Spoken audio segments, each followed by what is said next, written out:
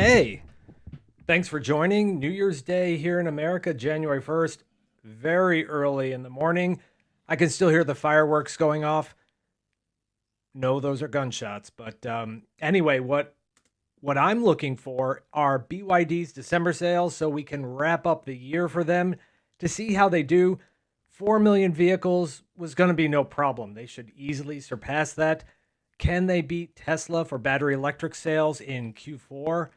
I predicted that would happen. Let's see what the numbers say. And then for the full year, how do they compare to Tesla? All that's going to be in this video once I get the numbers. Here they are. And oh, holy sh!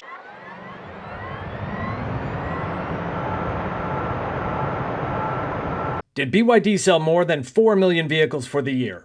No doubt about it. They blew past that, selling 4.25 million EVs and plug-in hybrids globally. In an earlier video, I said that BYD could sell 5 million in 2025 and 6 million in 2026, but we should now expect higher numbers than that. Did BYD sell more battery EVs than Tesla in Q4? I had to wait for Tesla to get back to the office for their numbers.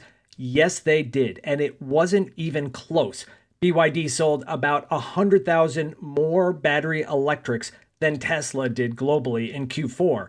Now, this is not the Tesla update. There are plenty of people focused on them.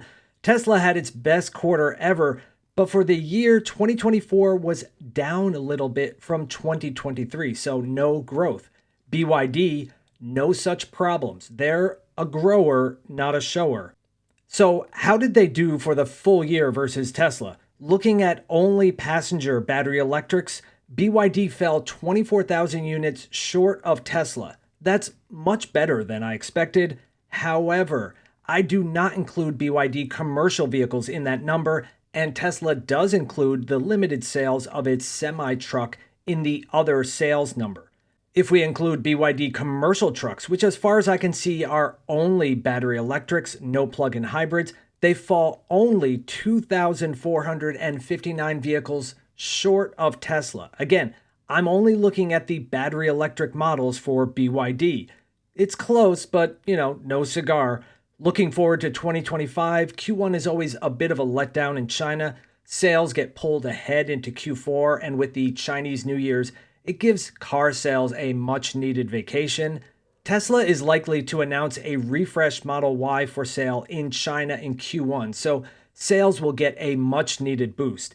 It will be difficult for BYD to match Tesla in Q1, but for the full year 2025, I feel pretty confident saying that BYD will continue to outsell Tesla vehicles for the foreseeable future.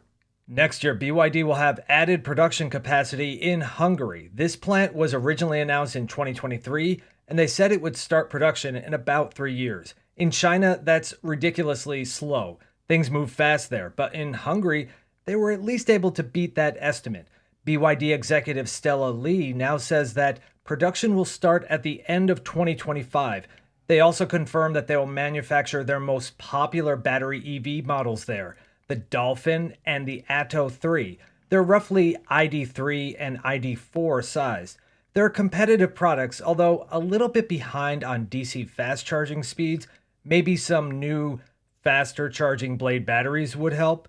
BYD's secret to success has been price, so they need to avoid the new EU tariffs. Battery EVs coming from China into the EU are subject to a 27% tariff, 17% on top of the standard 10%. Plug-in hybrids only get the 10% tariff, so BYD will likely import PHEVs from China or maybe from their new plant in Thailand and assemble their most popular BEV models in Hungary to avoid the 27%. Announcements like plant openings and trade shows are often a chance to hear from executives from automakers. Wang Xianfu is the chairman and president of BYD. He's not a celebrity CEO like some other EV manufacturers. I suspect he's not comfortable speaking in English, so you don't see much of him outside of China. Stella Lee, or Li Ke, is the executive vice president of BYD and has some other executive responsibilities. She's often the spokesperson at media events outside of China. With their steady expansion of manufacturing outside of China, BYD is looking to make sure all their plants are operating at peak efficiency. Like other automakers, they're looking to expand their use of robotics in manufacturing. They have been using some artificial workers from Ubatech Robotics, another Chinese company. The report is that they were also posting jobs with very attractive starting salaries for recent graduates of leading AI universities in an effort to boost their internal capabilities. So don't be surprised if BYD comes out with its own humanoid robot to make its operations even more efficient. That's because robots don't get tired, they don't complain, and you know, well, you see, in Brazil, they're building an EV plant to build cars. They already make electric buses there. They're in a race to finish early in 2025 to be the first BYD car plant outside of Asia, just ahead of Hungary.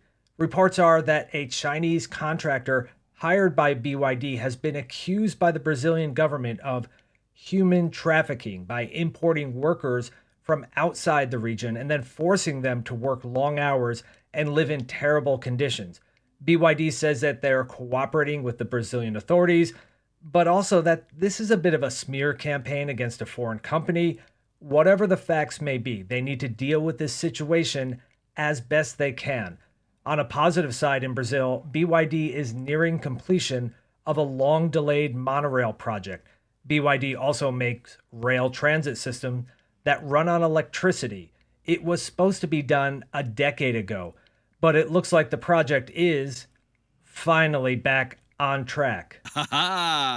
In the last episode, I mentioned the reports of BYD's second generation Blade Battery, a new and improved version for their battery electrics and plug-in hybrids. I did a whole video on the rumored specs. Check it out if you haven't seen it. If rumors are true, it's a significant step forward, but CATL is also coming out with more energy dense and faster charging LFP batteries. So the two are in a race, with the ultimate winner being the one who can make these better batteries also cheaper. Going back to the earlier story of BYD making EVs in Hungary later in 2025, perhaps those vehicles will get those next generation Blade batteries to speed up charging and reduce costs and avoid tariffs. Sounds like a nightmare for the competition. At the other end of the spectrum, BYD showed an earlier concept called the Super 9, and now a prototype has been spotted. The concept was branded Fengchenbao, but in other markets they're rebadging them as Denza, and I think that would make more sense for an electric sports car. Denza seems better positioned to be a sleek and sporty brand, while Fengchenbao is rugged and off-road.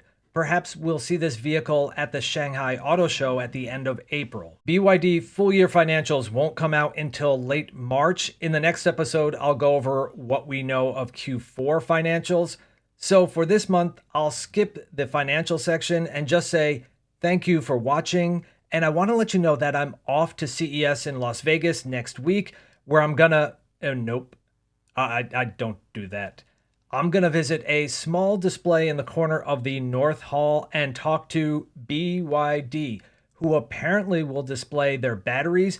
I'm working to confirm the details of what they're going to show, but whatever it is, I'll be sure to put something out on YouTube. Until next time, happy Lunar New Year.